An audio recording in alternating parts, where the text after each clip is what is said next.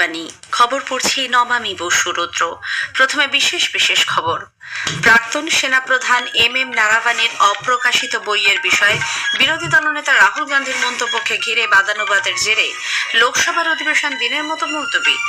সংসদের উভয় সভায় আজ রাষ্ট্রপতির অভিভাষণের ওপর ধন্যবাদ সূচক প্রস্তাবে আলোচনা শুরু হয়েছে। 2026-27 অর্থবর্ষের বাজেটে পশ্চিমবঙ্গের রেল পরিকাঠামোর উন্নয়নে 14,205 কোটি টাকা বরাদ্দ করা হয়েছে বলে রেলমন্ত্রী অশ্বিনী বৈষ্ণব জানিয়েছেন। এবারের কেন্দ্রীয় বাজেটকে ভবিষ্যৎমুখী বলে উল্লেখ করে বিজ্ঞান ও প্রযুক্তি মন্ত্রী ডক্টর জিতেন্দ্র সিং বলেছেন, এই বাজেট চলতি শতাব্দীর পরবর্তী 25 বছরের রূপরেখা তৈরি করেছে। বিজেপি পশ্চিমবঙ্গে এসআইআর প্রক্রিয়ায় নাম ও পদবীর বানান ভুল করে ভোটদাতাদের হয়রানি করায় জড়িতদের সাসপেন্ড করার দাবি জানিয়েছে। আসছে বিস্তারিত খবরে। বাজেট অধিবেশনে রাষ্ট্রপতির যৌথ অভিভাষণে উল্লেখিত প্রাক্তন সেনাপ্রধান এম নারাভানের অপ্রকাশিত বইয়ের বিষয়ে বিরোধী দলনেতা রাহুল গান্ধীর মন্তব্যকে ঘিরে বাদানুবাদের জেরে লোকসভার অধিবেশন আজ বারদিনেক ব্যাহত হয়। দ্বিতীয়বার মুলতবির পর বিকেল 4টায় সভা বসলে শ্রী গান্ধী ফের একবার ওই বইটির প্রসঙ্গ উত্থাপন করেন। ট্রেজারি বেঞ্চের সদস্যরাও বিষয়টির বিরোধিতা শুরু করেন। সংসদ বিষয়ক মন্ত্রী কিরেন রিজিজু শুধুমাত্র ধন্যবাদ সূচক জবাবি ভাষণ দেওয়ার জন্য রাহুল গান্ধীর কাছে আবেদন জানান। অধ্যক্ষের বারংবার আবেদন সত্ত্বেও শ্রী গান্ধী ফের একবার ওই বিষয়ে ফিরে যান। এরপরই সভা দিনের মতো মুলতবি হয়ে যায়। এর আগে শ্রী গান্ধী বক্তব্য শুরু করলে প্রতিরক্ষামন্ত্রী রাজনাথ সিং অভিযোগ করেন, তথ্যগতভাবে সঠিক নয় এবং মন গড়া উক্তি উদ্ধৃত করে রাহুল গান্ধী সভাকে বিভ্রান্ত করছেন। प्रकाशित हुई है तब तो आप उसका उल्लेख करिए, नहीं प्रकाशित हुई है तो उल्लेख करने का कोई औचित्य नहीं है। अध्यक्ष महोदय या लीडर अपोजिशन सदन को गुमराह करने की कोशिश कर रहे हैं। मैं आपसे अनुरोध करना चाहता हूं, इन्हें किसी भी सूरत में यह बात बोलने की यहाँ पर इजाजत नहीं दी जानी चाहिए। সংসদ বিষয়ক মন্ত্রী কিরেন রিজিজু বলেন, শ্রী গান্ধীর উচিত নয় দেশের সেনাবাহিনীকে অপমান করা। হই হট্টগোলের মধ্যে সভা 3টে পর্যন্ত মুলতবি করে দিতে হয়। अभी राहुल गांधी जी ने कहा एस्केप किया, कोई जेल से भागने वाला ऐसा शब्द आप इस सदन में कैसे प्रयोग कर सकते? आपने बहुत गलत शब्द इस्तेमाल किया। आप पॉइंट में बोलिए, हम लोग सुनेंगे, अभी भी समय है, हम लोग सुनने के लिए बैठे हैं। সকালেও শ্রী গান্ধী তাঁর বক্তব্য শুরু করলে নারাভানের বইটি প্রসঙ্গ ওঠে। অধ্যক্ষ ওম বিড়লা তখন বলেন, সংসদের কাজকর্মের সঙ্গে সরাসরি যুক্ত নয় এমন বই বা নিউজ রিপোর্টের অংশ সভায় পেশ করা যায় না। এদিকে সংসদের উভয় সভায় আজ রাষ্ট্রপতির অভিভাষণের ওপর ধন্যবাদ সূচক প্রস্তাবে আলোচনা শুরু হয়েছে। লোকসভায় এজন্য মোট 18 ঘন্টা বরাদ্দ রাখা হয়েছে। প্রস্তাব পেশ করে কেন্দ্রীয় মন্ত্রী বিজেপির সর্বানন্দ সোনোয়াল রাষ্ট্রপতির ভাষণকে অত্যন্ত উল্লেখযোগ্য বলে মত প্রকাশ করেন। তিনি বলেন, সামাজিক ন্যায় বিচার, অন্তর্ভুক্তিমূলক বিকাশ এবং বিকশিত ভারত গঠনের প্রতি সরকারের দায়বদ্ধতার প্রতিফলন ঘটেছে এই ভাষণে। মন্ত্রী বলেন, এই সরকারের জন্য সবকা সাথ সবকা বিকাশ, সবকা বিশ্বাস সবকা প্রয়াস শুধুমাত্র একটি স্লোগান নয়, বরং সরকারকে পথ দেখাবার একটি নীতি নির্দেশিকা। সে কারণেই বিকশিত ভারত জি রামজি আইন চালু হয়েছে বলেও উল্লেখ করেন তিনি। Social justice for this government is not about slogan. It is about dignity, delivery and direct access. For employment and development in rural area, a law named Viksit Bharat Jiramji has been enacted. বিজেপির তেজস্বী সূর্য বলেন, গত 12 বছরে নরেন্দ্র মোদী সরকারের বিরুদ্ধে দুর্নীতির কোনো অভিযোগ ওঠেনি। যুব সম্প্রদায় সহ সমগ্র দেশবাসীর আশা আকাঙ্ক্ষা পূরণ করা হয়েছে। এর ফলে 12 বছর ধরে প্রধানমন্ত্রী হিসেবে নরেন্দ্র মোদীর জনপ্রিয়তা ক্রমশ বাড়ছে। ইউপিএ জামানার 10 বছরের শাসনকালকে হারিয়ে যাওয়া এক দশক বলে উল্লেখ করেন তিনি। অন্যদিকে রাজ্যসভায় 16 ঘন্টার এই আলোচনার সূত্রপাত করেন মনোনীত সদস্য সি সদানন্দন। তিনি বলেন, এনডিএ সরকার তার কার্যকালের প্রথম দিন থেকেই সামাজিক ন্যায় বিচার ও দারিদ্র্য দূরীকরণের লক্ষ্যে কাজ চালাচ্ছে। রাষ্ট্রপতি তার ভাষণে এই বিষয়টিকেই মান্যতা দিয়েছে।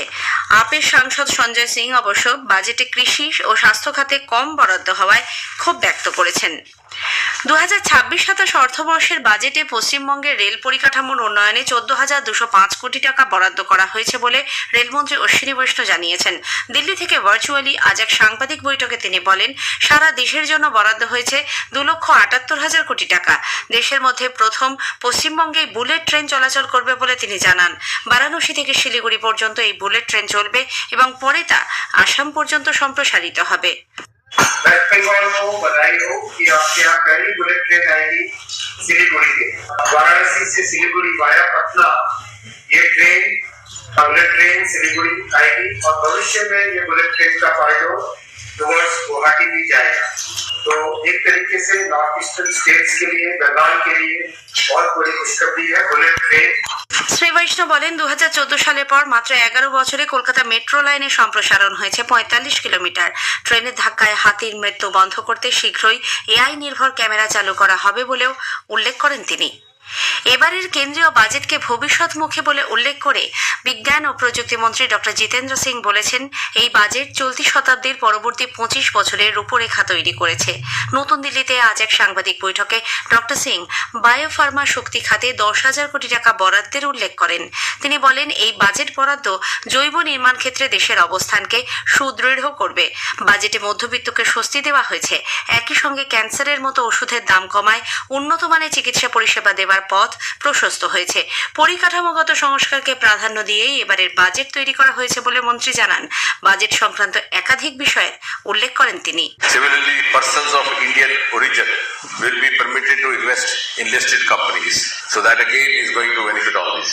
Now, as far as the Department of Science and Technology is concerned, to add to what Abhay was saying, we have a very visionary announcement made in the forward National Geospatial Mission. বিকশিত Bharat young leaders ডায়ালগের পর কেন্দ্রীয় যুব বিষয়ক ক্রীড়ামন্ত্রী doctor Mansukh Mandaviya আজ 2026 সালের মাই Bharat budget কোয়েস্টের সূচনা করেছেন। আগামীকাল থেকে এটি আনুষ্ঠানিকভাবে শুরু হবে। দেশের যুবাদের কাছে কেন্দ্রীয় বাজেটকে আরও বোধগম্য করে তোলার জন্যই এই উদ্যোগ নেওয়া হয়েছে। এছাড়াও বাজেটকে আরও সহজ এবং নাগরিক কেন্দ্রিক করে তোলা এর মূল লক্ষ্য। দ্রুত ও সুলভ রিটার্ন পেতে এক বিনিয়োগ প্রকল্পের প্রচার অর্থমন্ত্রী নির্মলা সীতারামন করছেন বলে যে ভিডিও সমাজ মাধ্যমে ছড়িয়ে পড়েছে তা সম্পূর্ণ ভুয়ো বলে সরকার খারিজ করে দিয়েছে। প্রেস ইনফরমেশন ব্যুরো পিআইবির ফ্যাক্ট চেক ইউনিট বলেছে, এ ধরনের ভিডিও সম্পূর্ণ মিথ্যা। জনগণকে এ ব্যাপারে সতর্ক থাকার পরামর্শ দেওয়া হয়েছে। এ খবর আপনারা শুনছেন আকাশবাণী থেকে। বিজেপি পশ্চিমবঙ্গে এসআইআর প্রক্রিয়ার নাম ও পদবীর বানান ভুল করে ভোটদাতাদের হয়রানি করায় জড়িতদের সাসপেন্ড করার দাবি জানিয়েছে। রাজ্যের বিরোধী দলনেতা শুভেন্দু অধিকারী কলকাতায় আজ সাংবাদিকদের প্রশ্নের উত্তরে অভিযোগ করেন, তৃণমূল কংগ্রেস এবং আইপ্যাকের নির্দেশে বিএলও, ইআরও এবং এইআরওদের একাংশের নাম ও পদবীর বানান ভুল করে ভোটদাতাদের শুনানিতে ডেকে অযথা হয়রানি করা হচ্ছে। এদিকে এসআইআর প্রক্রিয়াকে বিকৃত করা এবং অসত্য তথ্য জমা দেওয়ার জন্য বিজেপি আজ বিভিন্ন জেলা শাসকদের কার্যালয়ের সামনে বিক্ষোভ দেখায়। পশ্চিমবঙ্গ বিধানসভার অধিবেশন আগামীকাল শুরু হচ্ছে, তা চলবে 9 ফেব্রুয়ারি পর্যন্ত।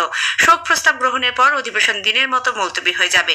5 ফেব্রুয়ারি অর্থ প্রতিমন্ত্রী চন্দ্রিমা ভট্টাচার্য বিধানসভা ভোটের আগে 3 মাসের জন্য রাজ্যের অন্তর্বর্তীকালীন বাজেট প্রস্তাব পেশ করবেন। পরিবেশ, বন ও জলবায়ু পরিবর্তন প্রতিমন্ত্রী কীর্তিবর্ধন সিং বলেছেন, জলাভূমি সংরক্ষণে ভারতে অনবদ্য অগ্রগতি ঘটেছে। রামসার সাইটে অন্তর্ভুক্তির ফলে দেশে জলাভূমির সংখ্যা 2014 সালের 26 থেকে বেড়ে বর্তমানে তা 98-এ পৌঁছেছে। বিশ্ব জলাভূমি দিবসে আজ নতুন দিল্লিতে শ্রী সিং বলেন, জলাভূমি শুধুমাত্র পরিবেশের সম্পদ নয়, চিরাচরিত জ্ঞানের এক ভূমি। এর মাধ্যমেই সাংস্কৃতিক ঐতিহ্য সংরক্ষিত থাকে। বিদেশমন্ত্রী ডক্টর এস জয়শঙ্কর আজ 3 দিনের মার্কিন যুক্তরাষ্ট্র সফরে যাচ্ছেন। মার্কিন বিদেশ সচিব মার্কো রুবিওর ডাকে বিরল খনিজ সংক্রান্ত মন্ত্রী পর্যায়ের বৈঠকে অংশ নিতে এই সফর বলে জানা গেছে। ইরানের বিদেশ মন্ত্রক জানিয়েছে, তারা মার্কিন যুক্তরাষ্ট্রের সঙ্গে স্থগিত থাকা পারমাণবিক অস্ত্র ব্যবহার সংক্রান্ত আলোচনায় বসার শর্ত বিবেচনা করছে। দীর্ঘদিনের পারমাণবিক বিরোধ নিয়ে কূটনীতি পুনরায় শুরু করার ইঙ্গিত দিয়েছে দুপক্ষই। তবে আঞ্চলিক সংঘাতের আশঙ্কা রয়ে গেছে। ইরানের সরকারি সূত্র থেকে জানা গেছে, ওয়াশিংটন 3টি শর্ত দিয়েছে: ইউরেনিয়াম সমৃদ্ধকরণ বন্ধ, ব্যালিস্টিক ক্ষেপণাস্ত্র কর্মসূচিতে সীমাবদ্ধতা এবং আঞ্চলিক মিত্রদের প্রতি সমর্থন বন্ধ। ইরান এই সবকটিতেই সার্বভৌমত্ব হস্তক্ষেপ বলে প্রত্যাখ্যান করেছে। শেষ করার আগে খবরের বিশেষ কিছু অংশ আরও একবার। প্রাক্তন সেনাপ্রধান এমএম নারাভানের অপ্রকাশিত বইয়ের বিষয়ে বিরোধী দলনেতা রাহুল গান্ধীর মন্তব্যকে ঘিরে বাদানুবাদের জেরে লোকসভার অধিবেশন দিনের মতো মুলতবি। সংসদের উভয় সভায় আজ রাষ্ট্রপতির অভিভাষণের ওপর ধন্যবাদ সূচক প্রস্তাবে আলোচনা শুরু হয়েছে। 2026-27 অর্থবর্ষে পশ্চিমবঙ্গের রেল পরিকাঠামোর উন্নয়নে 14,205 কোটি টাকা বরাদ্দ করা হয়েছে বলে রেলমন্ত্রী অশ্বিনী বৈষ্ণব জানিয়েছেন। খবর শেষ।